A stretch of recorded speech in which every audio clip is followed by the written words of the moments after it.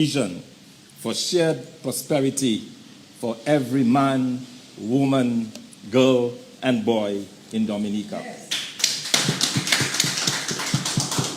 My fellow Dominicans, our nation is at a crossroads.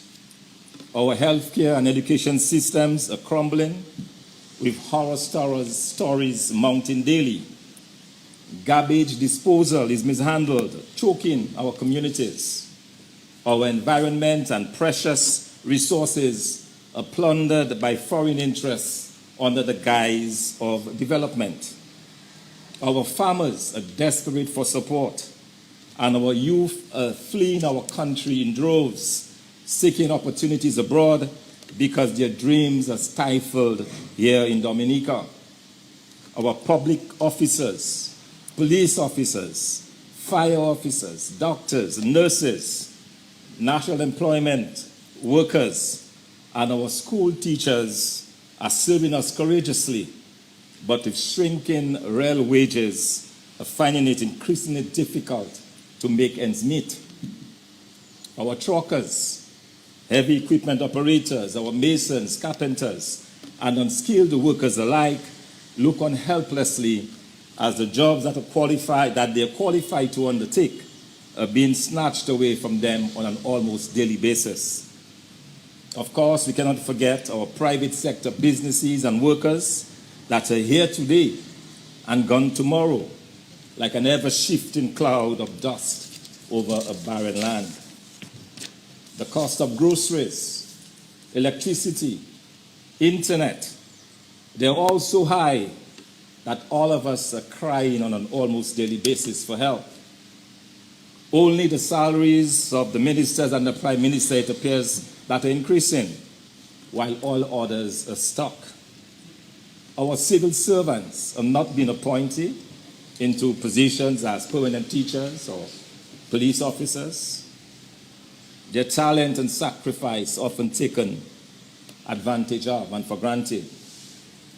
The children of the barefoot peasants, for which the shoe was supposed to uplift from the pillage of the post-colonial era, they are stuck with doing work within the NEP, and they are paid very little, often very late. Surely, this is not the Dominica we deserve. But let me assure you that the day of shared prosperity is dawning, and the United Workers' Party is here together with a unified opposition movement to lead us toward it. The United Workers' Party Team Dominica has faced immense challenges to reach this moment.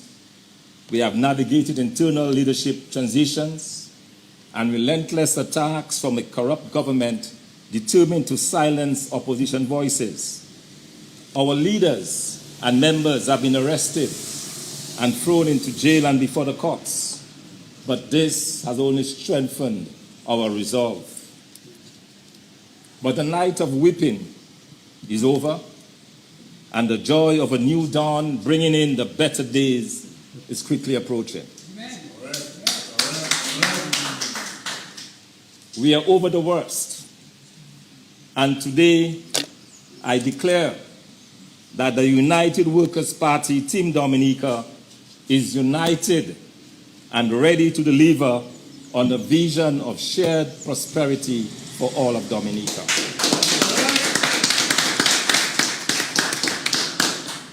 Before I outline our vision and that roadmap to a sustainable economic growth and a secured future for our people, let me address the recent 70th anniversary of the Labour brand. I say brand because the current DLP has strayed far from the principles of Oliver Edward LeBlanc, Patrick John, Mike and Rosie Douglas, and Pierre Charles. What we see today is a regime that victimizes, ostracizes, and stifles the ambitions of Dominicans. Their style of governance has completely destroyed our middle class, leaving a ruthless group of political elites, a manipulated and suffering lower class that is trapped by programs like the NEP and housing schemes. This is not progress. It is a playbook for poverty, crime, and tyranny. Even our supporters feel threatened and are told that if they hope to make it here in Dominica, they must come cup in hand and publicly declare allegiance to the DLP. Dominica, we have endured enough. The United Workers' Party Team Dominica is committed to putting our lives on the line to steer this nation toward a brighter future of shared prosperity for all. And today, I am proud to introduce this roadmap that is rooted in the belief that every Dominican deserves a fair shot at success, not just the privileged few. From Capuchin to Kashaku, we will build this country. We will fix it. We will create opportunities, generate wealth, and lift up the people of this great country. Let us outline this roadmap briefly, where each of the 10 pillars that I will address is a stepping stone toward that shared prosperity that we're speaking about. Number one, economic empowerment through fair wages and salaries. We will ensure better pay for our working class by initiating an increase in the minimum wage to $12 an hour from its current levels. Public servants will realize significant increases in their salaries to keep up with inflation. And as we transform the NEP program into a skills building and training program, their wages will also grow to reflect that reality. These actions will ensure that every Dominican can live in dignity and provide sufficiently for their families. Number two, tax reform for wealth creation. We will overhaul the tax system, revise VAT rates downwards, remove the suffocating import duties, and provide duty-free incentives to build homes and businesses. And overall, we will reduce the tax burden on our people. Yes. Right. These actions will stimulate entrepreneurship and business growth, revive the private sector, rebuild the middle class, and promote economic growth. Thirdly, healthcare and education transformation, efficient and responsive. Well-equipped and supplied medical centers will make use of our trained doctors both at home and abroad. This will be complemented by a national health insurance program. Our education system will be modernized. Our students trained in math, languages, science, and social disciplines. We will equip our people with the tools to compete globally, ensuring that no one is left behind. Number four, our Kalinago people, tourism and environmental protection. We will safeguard and promote the uniqueness of our Kalinago people while developing an ecotourism product that is unequaled around the globe. Our culture and unique music, including our bouillon, will be encouraged and promoted globally, thus creating unlimited opportunities for our youth in particular. Fifthly, we will establish agriculture, water, and manufacturing sectors. The United Workers' Party Team Dominica government will empower our agricultural sector with resources, training, and market access, honoring the sacrifice of our farmers. New job opportunities will be created through the development of a strong agro-processing sector and revamping of our essential oils industry. Our rural communities will flourish and grow again as we build the factories and required infrastructure. New avenues will be sourced to access and export our water across the globe. Our fishing industry will be resurrected and strengthened to develop a canning fish industry. All of that will translate to more jobs, more opportunities, and more ways to share in the prosperity. Youth opportunity and retention. Number 6, we'll create opportunities for wealth creation to keep our youth in Dominica by fostering innovation and entrepreneurship. We will utilize the knowledge-based industry, occupy our young minds in innovation and drive so that the dreams of our youth will be restored. Infrastructure for progress. From proper waste management to modernized public services, we will invest in infrastructure that uplifts every community. We shall rebuild the feeder roads, open up new lands for farming and agriculture, as well as other commercial activities. Renewable energy development. We will harness our renewable energy potential of hydro, solar, wind, and geothermal to radically reduce the cost of electricity and attract foreign companies, looking to establish artificial intelligence data centers, AI centers. Our cheap electricity generation will also be a magnet for companies to set up additional factories and manufacturing operations here in Dominica. We will become the center of manufacturing because of our cheap energy that we'll make available to the rest of the world. Social equity and inclusion.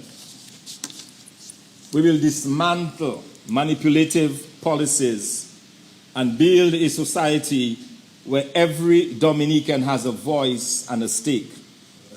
Our elderly and those vulnerable among us will be cared for and cherished. We will establish a welfare system that is separate from political interference and built solely on need. And finally, transparent governance. We will root out corruption and establish a government that serves the people and that is accountable to them at all times. No more cocoa macaque and utterances of none of your damn business. That's correct. We will be a responsible government that is answerable to the people of this country, who will be treated with dignity and respect at all times. My fellow Dominicans, these 10 pillars are not mere promises. They are our solemn commitment to you, the people of Dominica, grounded in faith and action. They represent a vision of shared prosperity where no one is left behind and every citizen can thrive and achieve. Indeed, the time for collective prosperity is knocking at our doors, our minds, and in our hearts. In the coming days and weeks, we will take this message and vision to the people across this beautiful land of ours and also in the diaspora. We firmly believe that there is a great role to be played by our people who happen to be living overseas in building on this vision. Yes, for you that are listening now in the diaspora, we want you to return to your country, to retire, to set up businesses, and otherwise to contribute to this vision. On Thursday, and starting this week, we meet with the people of the Rosenhoff constituency at the Fonkole Community Center, and that begins at 6:30 p.m. But before this meeting at 6:30 p.m., we would like to invite you to join us on the ground there in Fonkole from 1 o'clock. And in the Rosenhoff constituency, as we begin to share this message in every home, in every hamlet, in every village, in every town, in all of Dominica. We will continue with those town halls in various constituencies every other Thursday from now on. We are ready, Dominica. We are united. We are committed, and we will succeed. Yes. So let me tell you in closing that the United Workers' Party, Team Dominica, we are ready to lead with courage, with integrity and action. Together, we shall rebuild our nation into one where opportunity flourishes, dreams are realized, and prosperity is shared by all. Join us, Dominica, on this journey. Let's take back our country and build Dominica to the point that we believe it should be and that we all deserve. Thank you, and God bless you.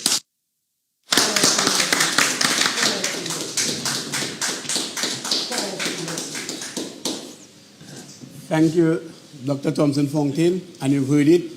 Shared prosperity, what it can do by merely just putting government policies in place, and that will respond to the people of Dominica, that is the population at large, to enjoy all the benefits and success of government policy. That's what shared prosperity is all about, because at the end of the exercise, the people must thrive. So at this point in time, you've heard the political leader, the deputy political leader, and you've heard the deputy vice president. At this point in time, we'd invite the press for questions.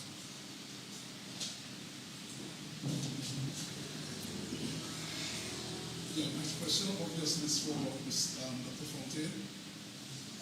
Two questions. Dr. Fontaine, you've just outlined what many will feel was a comprehensive sort of program to address the economy of Dominica. I think what I thought was probably missing from that program is the international airport and the citizenship and investment program. Can you outline now any policy statement on these two matters, the international airport and the citizenship and investment program? Because obviously, we're still fixing the economy, and one would expect to hear something about, obviously, the citizenship and investment program and the international airport. Where do you stand on these two matters? All right, thanks, Curtis, for these very good questions. On the international airport, my understanding is that it is being built, but I suspect it will not be finished by the time we have a change of government. In which case, I want to give the people of Dominica our solemn promise that we will complete the international airport. Because we believe it is an important part of our tourism promotion and what we are promoting. And given the tens of millions of dollars already invested in this program, it makes sense that this project be completed. But I know it's running into problems of cost overruns already and all the rest of it, all the rest of the issues. But I can guarantee you, when we get into office, we will ensure that this international airport is completed. That's a project, of course, we will embrace. With regards to the CBI, I wanted to ensure that we build a vision that is not based on something that is on its way out. There is a natural end that will come to the CBI program. And it is clear that it will not last forever. And I say that because countries that are more developed than Dominica, in Europe, for example, I think of Malta, of Greece, of Bulgaria, countries that had those programs have all been shutting down their programs. And for good reason. They have been shutting down the programs because of the pressure that they have come under, in particular from the European Union and others. And they've had to forgo billions and billions of dollars that have propped up their economies. So I suspect that this same thing is going to come to us. Already we are at a stage where we have almost as many holders of Dominican passports under this program as there are natural-born Dominicans. So that is also a cause of concern. So it tells me that at some point this program is going to come to an end. So it makes sense that any plan, any vision for Dominica should consider the CBI not as a central part of that vision, but as bring it in at the point where it can contribute. So it's not that we are not interested in the CBI program, but we do believe that it has probably it is coming very soon to its conclusion. But we are firm in the belief that if we develop our water industries, if we develop our agriculture, develop our tourism, our manufacturing sectors, we will have no need for a CBI program, because these monies will be generated, will be going directly into the pockets of the Dominican public. Every single person will be sharing, because you will notice that we have generated millions of dollars in the CBI program. But how many Dominicans can boast of having received a cool out from this? How many Dominicans can boast of having received a few dollars directly from the CBI? But if we focus on tourism, on agriculture, on manufacturing, that is money that will go directly into the pockets of every single Dominican. And here is where the prosperity begins. Here is where being able to meet your bills, take care of your family, and feel proud to be a Dominican begins to happen. Dr. Fontaine, in 2024, you addressed the United Progressive Party of Antigua's conference. Now, what is the difference from Mia Motley coming to speak to the Labour Party in Dominica? She being the current chair of CARICOM does not take from the fact that she is a leader of a political party. I wanted to address that. Also, you spoke about a unified opposition, but yet still there seem to be infighting within the ranks and file of the political party. You assume the post of political leader of the UWP for a second time, gaining the popular votes. Yet it appears that some persons in the party are not happy and are bent on undermining you. How long do you intend to stay in such an organization that is not appreciative of you? I'm going to start with that last question first, because it's an easy one. You know, Kala, let me assure you that I'm in this not for myself. I'm in this struggle for the people of Dominica. I'm in this struggle because I believe that with a group of persons like myself who are committed to this country, who have sacrificed over many, many years. Look at our deputy political leader, a man who has sacrificed his youth for Dominica. They're all standing strong. They're all embracing my leadership. And we're all moving forward together. So it's not so much about me. And there is no question of living or moving away. If anything, my resolve is strengthened. If anything, I am more encouraged today than I was yesterday. And I'll be more encouraged tomorrow than I am today to continue to fight for those pillars that we spoke about. Because I can see in my view, I can see exactly where this country can get to. And I understand that the challenges, the infighting as you refer to it, the struggles that we have had to go through, that is all part of the process. You know, when iron is being proven, it's going through the fire, you know, it is heated, it is melted, it is shaped. That's exactly what is happening to us as a party. Yes. To ensure that at the end of the day, we are well positioned to be able to live this country. So in the midst of all of this, we are building character. We are building leaders so that if, God forbid, something happens to me, another person will carry on with it. And that is what this is all about. It's not about Thompson Fontaine, but it's about a United Workers' Party, Team Dominica, and a unified opposition that is determined to make change in this country. Now, with regard to Miss Mia Motley, my concern about Miss Mia Motley coming to Dominica is that she wears the hat of the chairperson of CARICOM. And she did not come to Dominica simply as the leader of the Barbados Labour Party. She came to Dominica wearing the hat of the leader of CARICOM, a leader who, by the way, would have had to make decisions such as bringing in RSS troops if the Prime Minister told her that we were under threat. This also is a Prime Minister who unrepentantly took over Ross University literally put in a bag and carried over to Barbados 30% of Dominica's gross domestic product of our economy, taking away scores and scores of lives and livelihoods in the process, saddling house owners, the hundreds and scores of Dominicans who invested in the Picard estate now have loans that they're not able to pay, jeopardizing our banking system because those loans are there, languishing, and the houses obviously cannot be resold. So it's in that context we have to view her. She's not just another prime minister. When I went to Antigua on the invitation of the UPP, I went there as a fellow leader addressing a fellow community.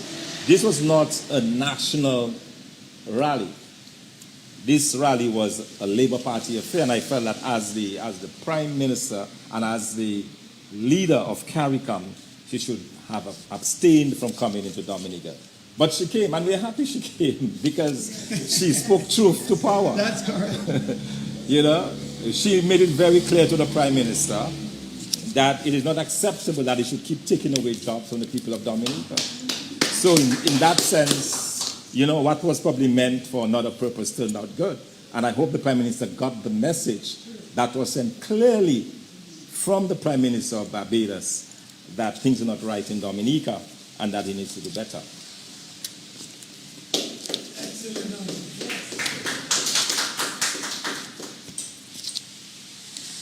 It appears that, you had an executive meeting over the weekend last week, and Hector John was put in as your deputy. A few other persons took up new roles.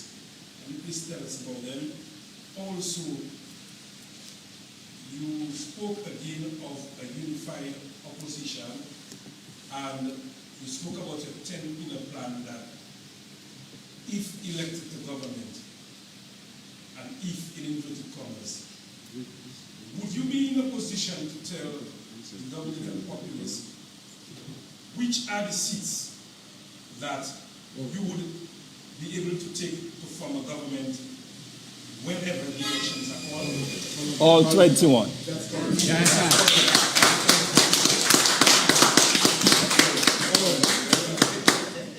And I say that not in jest. I say that because I do believe that the people of Dominica, after 25 years of labor, are fed up. You know, and I think people are beginning to, their eyes are beginning to open up to the realities. That it's not so much about a party, but about leaders who can deliver. The Labour Party has not delivered for them. It is quite clear. And let me give you examples of this. Look at Granby. Granby has supported the Dominican Labour Party for many, many years. It took a United Workers' Party government to build a secondary school in Granby. And a few days ago, I was chatting to a young lady from Granby. And she says, well, we don't really favor the Workers' Party because they gave us a high school and they did not put all the wings on it. I said, and in 25 years, your Labour Party could not put the additional wing that was missing, but we built it for you in 4.5 years. Correct. Why is it that over 25 years, no improvements, no additions, no nothing, and yet still you're complaining? So I think people understand that the Labour Party is not in the best interest of the people of Dominica.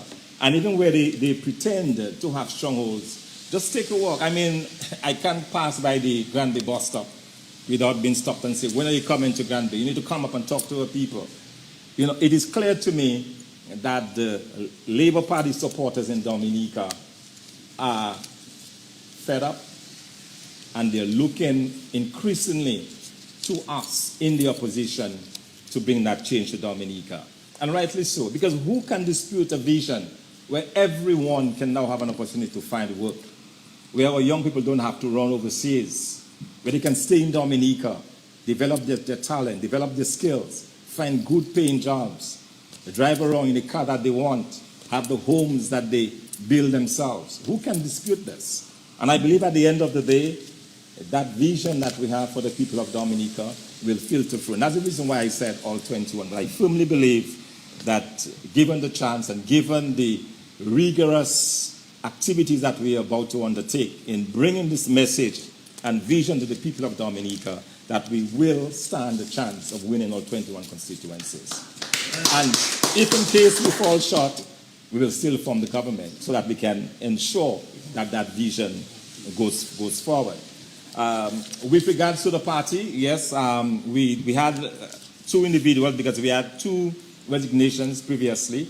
The public relations officer who resigned previously, and now she's been replaced by Soso Glenroy Coffey, who is our new acting PRO until our delegates conference, as well as we have our new deputy leader, Honorable Hector Staff John, who has replaced Mr. Delbert Paris.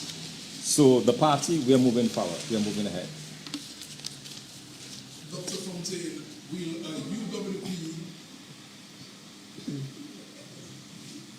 a UWP government embrace the NEP? And if so, how do you finance the NEP when you say that the citizenship by investment program will not be going on for too long again? Because that is normally what is used on the NEP.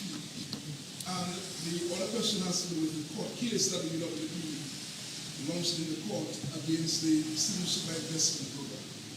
Can you bring us up to date as to what is the latest on this court matter that you all launched against the citizenship by investment program? All right, thanks for these questions. Curtis, let me start with the question on the NEP, whether we intend to embrace the National Employment Program. Yes, the answer to that is yes. And as I outlined, the idea is to transform the program into skills training program. So in other words, individuals will be given teachable skills in carpentry, in plumbing, computer skills, IT skills, AI technologies. We'll be training them in such a way that they will be equipped with skills that can be transferred to the workplace. And in terms of financing, it will not just be a burden on the government, because if you have a program where you have individuals who have been turned out to work in those areas, they will be able to boost up the private sector. And mark you, as we expand the private sector, as we expand the economic sectors of agriculture, manufacturing, and so on, we will gain a lot more in terms of the financing of government. Because you will understand that before there was CBI, there were other means of financing the government. One of the ways we intend to finance our government programs is to go back to our partners in terms of grant funding. There are different avenues of obtaining grants. If you have good programs that are meant to develop your human resource, you can get programs for that. So I can guarantee you that we will be able to source programs that we can use to improve on that human skill that we have. So what we want to do with the NEP program is to ensure that the young people get a chance at teachable skills, that they don't spend 10, 15 years in this, but that they're able to graduate out and find secure placement in an expanding private sector and in a government service that can take them in. So that is how we plan to do this. And we believe that this is workable so that we'll have no need to depend solely on the $78 million that is now being taken out of CBI to fund the program. Because I will also add very quickly that if this CBI program ends, that would also mean the end of the NEP, because it has been funded directly from the CBI program. So we'll certainly change that. But let me assure every worker of the National Employment Program, the NEP, contrary to the propaganda, contrary to what you have heard, we will not end the NEP program. But instead we will transform it to make it better, to equip you with better skills to help develop Dominica. And I hope that is clear. So all those who have been spreading propaganda that we're going to take out food from the mouths of our young people, that is absolutely not true. Not true. Okay? We are in the business of creating wealth. We're in the business of encouraging prosperity, not mendicancy and not poverty. On the second question with regards to the CBI case, we were back in court this week, and the case has been moved forward to September 30th without any arguments being heard. There were some motions that has to come from both our side and also the side of the government, and that will be submitted to the judge, and we are back in court on the 30th of September. to hear those motions. Are you still confident going forward with this matter taken to court? Oh yes, absolutely. Because bear in mind, what we are asking for is something that is in the Constitution. The Constitution clearly states that any monies that are generated by the government must come through the consolidated fund. So all we are asking the court to do is to compel the government to follow the Constitution. So we think that's an easy thing. You know, we're not asking for anything outlandish, just to follow the Constitution. The second thing that we're asking the court to do is to tell the people of Dominica what is in the contract with MEC. And again, I don't see anything wrong with that. Bear in mind, MMC, my apologies, MMC is in the process of utilizing millions and millions of revenue dollars from the sale of our passports. So it is only fair that the people of Dominica know what is contained in those contracts. So we are very confident that what is being asked, A, for the monies to be transferred from our funds, and also for the contracts of MMC to be made public, we believe that we will find favor in the courts, because that, after all, is in the best interest of the Dominican public. So we are doing this again, not because we want to stop the program, because bear in mind it was re-engineered under United Workers' Party in 1995. So it's not a question of stopping the program. It's a question of accountability, it's a question of transparency, but more importantly, it's a question of ensuring that the monies that is generated goes towards the development of our country. Yes, ma'am. Stop. Sure. Yes. Support to the NEP. The NEP started somewhere in 2013 when the United Workers' Party proposed creating 5,000 jobs for young Dominicans, and the government went that way. But Dr. Fontaine make a very important point about skills training. We have eliminated the JSP and other skills training areas.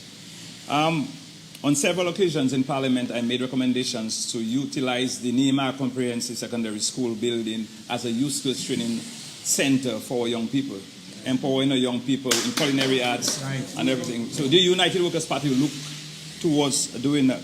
But if you create employment, self-employed, the private sector, public sector, you're going to reduce the amount of people on NEP. NEP is like a lifeline. No, if you're on NEP for the past 13 to now is what, 12 years. Right. You can take a loan. You cannot build. I started working in DBMC, and in 11 years, I bought my land and started building. That's right. But the young people now, 12 years, getting $600 or $800, and they can't do anything. So if we focus on empowering young people, training them in skills, they'll open the small businesses. Looking at the canning industry, bringing back the banana industry to a certain level, because the boat is still going to England every fortnight. Loading from St. Lucia, loading from Dominican Republic. That's right. The sea is still there, Mr. Charles. Whip deco is still ours. So we can open avenues. And Jamaica, I must say, was selling bananas to the UK as well. But Jamaica has moved into finished products, utilizing the same boat. So if you're looking at the can industry and other industries, we can utilize the boat to empower our people. There are other ways to empower the young people, moving them from the NEP, as you say, Mr. Fontaine said, Dr. Fontaine said. We're not destroying the NEP, but we're utilizing it to empower. See the amount of young people who came from overseas, who finished college with their degrees in Dominica State College, and they're by the road raking grass. A lot of our young women. So we're looking at empowering them, giving them that level of prosperity, shared prosperity, Dr. Fontaine, to move forward. And that was my small contribution on that.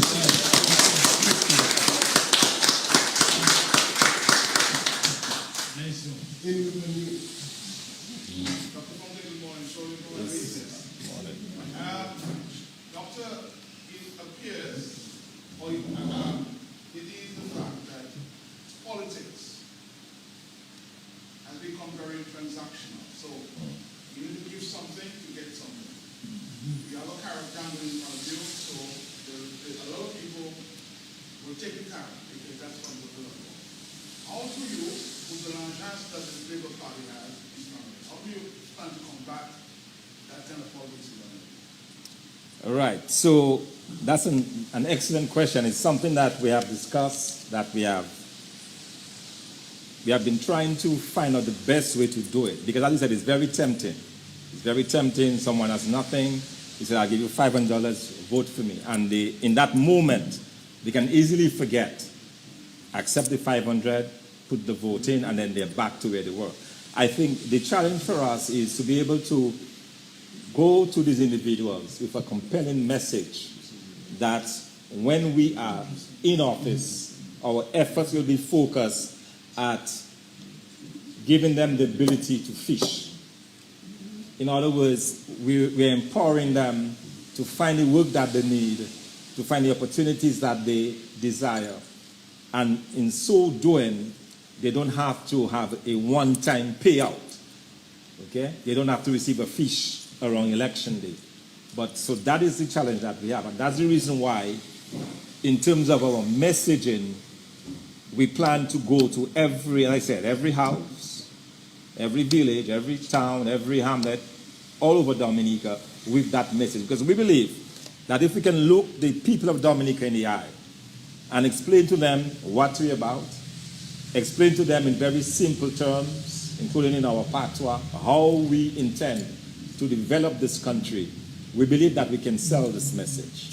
Okay, we believe we can sell this message, and if they can hang on, if we can hang on to this message, it becomes very easy to vote for a party that will deliver in a way that they've not seen before. And that is where we believe we can do it.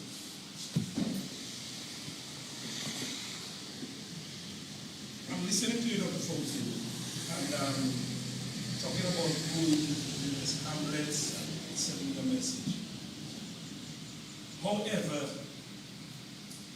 the people are saying, you're coming to me, but you're fighting. So if you're fighting, how do you expect me, and you're fighting within yourself, how do you expect me to want to listen to you? The question is, what do you intend to do within the ranks and file of the party to prevent internal rumblings going out publicly to the detriment of the party? That is one question. My next question to you again is that you spoke about winning on 21 constituencies, but I'm looking at the various strongholds of Dominican Labour Party and the possible strongholds of the United Workers' Party. And I'm watching what is happening, and from what I'm seeing, I'm only seeing possibly two strongholds of the UWP. So, how is it possible that you, as a leader of the party, are you going to gain 21 seats in the next general election? There are 21 seats, but Kalai, you also remember the 2014 elections, right? You remember in 2014, the United Workers' Party reversed over 1,000 votes in a stronghold of the Dominican Labour Party, right there, just down the road there from us. So it's possible, right? It has been done. We're not talking about something, a pie in the sky somewhere. We have demonstrated that with the dedicated effort on the ground, you can sway the votes. No one in Dominica ever thought that the United Workers' Party would be able to win Roseau South in 2014. Yet over 1,000 voters who had voted the Labour Party voted for the United Workers' Party. Joshua Francis. And Joshua Francis, yes. But what happened after? But that's besides the point. I am telling you that it is possible. Okay, so we believe, and especially where the country is now. After all, the country, our people are on their knees. Our country is going nowhere. Agriculture is destroyed. Fishing is destroyed. People can hardly make ends meet. So in that atmosphere of hopelessness, we believe that by offering a vision that people can hang on to, we can make that difference. And it is quite possible. And for those of us, remember we said we're going out in faith. For those of us who believe all things are indeed possible. Amen. Yes. In fighting, Yes, that's a good question. You know, Carl, I will tell you, about a month ago, the leadership and the executive of the United Workers' Party, we had a retreat.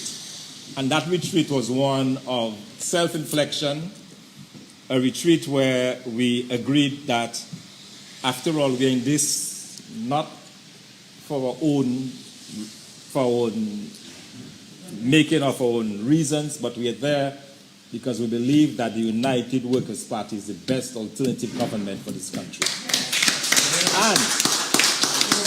And in that context, we agreed that let us minimize our egos. Let us set aside our differences. Let us ask each other's forgiveness, which is what we did.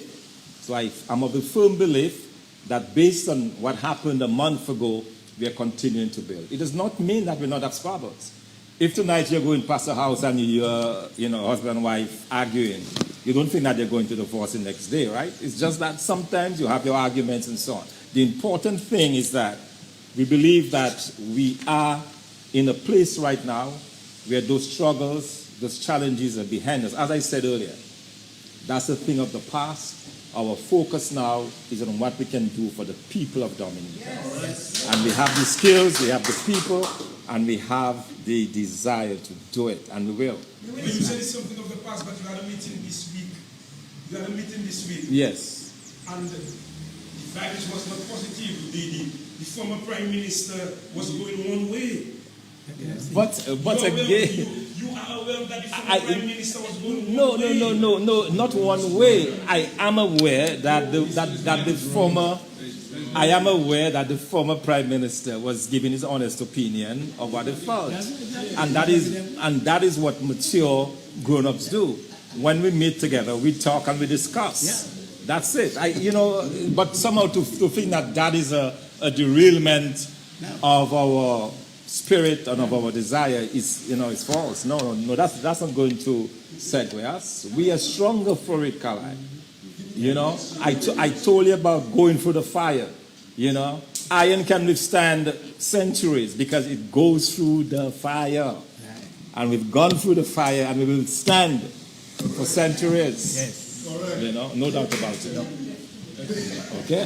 So thank you very much. We appreciate your questions. Thank you. Yes, we are winding down this proceeding, and you notice that this is a party of resilience. After 24 years, one would have expected us to have been out of what? Out of action. We are in action. We are even more fortified. We are even more united. We have shown resilience and will continue to show resilience. And I know Kalai asked 3 questions. I could have been asking 1 question, but he wanted his answer. But thanks, Kalai. But let me just say, as we wind down, I just would like to call on our General Secretary to give the vote of thanks.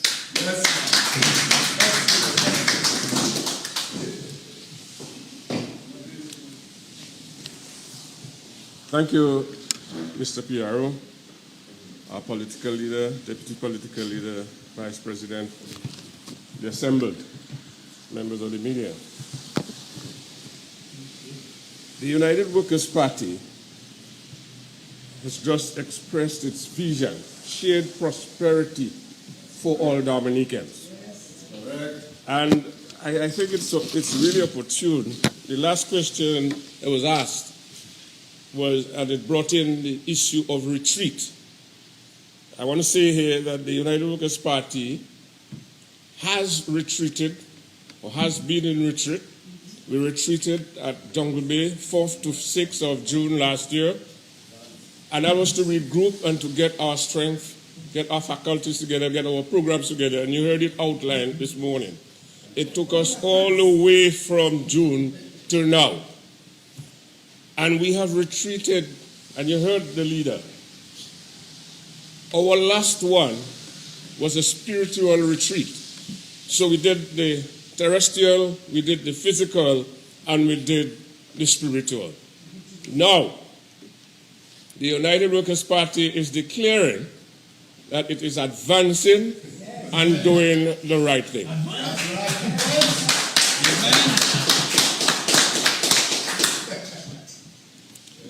We shall advance and do the right thing as only the United Workers' Party knows how to do. That's correct. We will advance and do the right thing in fisheries and agriculture, an area that has been neglected. We will advance and do the right thing in the dispensation of justice in Dominica. It is too costly to achieve justice in Dominica presently, and it takes too long for us to get justice in Dominica. There are constitutional motions to have a court declare whether somebody was properly elected to be in our government. It takes 3 years for us to get a decision. That is what we retreated about to concentrate on, and now we are advancing and we are going to be doing the right thing on these matters. We will advance and do the right thing in sports and culture. And I just want to go back to one of the questions I was asked of the political leader about the international airport. I think really that question should not have come, because it is the United Workers' Party that presented all the technical information on the airport, purchased land, paid all the landholders, and secured a loan for the building and the construction of the international airport that this government abandoned and is doing all kind of foolishness and saying that no, we will continue the airport and we will do it as we had intended when we started. We will advance and do the right thing in returning integrity, accountability in governance. And finally, we will advance and do the right thing in changing the political system that governs us in Dominica. It is really insulting for us to be in a black country, led by black government, and supervising a governance structure that oppresses we who were oppressed, that suppresses, that takes away our dignity, that breeds hatred, enmity, and divisiveness in our community. We will advance and do the right thing and rid Dominica of that foolishness. For this, ladies and gentlemen, I say thank you for being here with us. Thank you, Mr. General Secretary, and I just want to wish everyone a good afternoon, and let me thank you for coming. And as we journey to our respective destinations, I just want to ask God's blessing upon each and every one of us. Thank you for coming, and you're always welcome.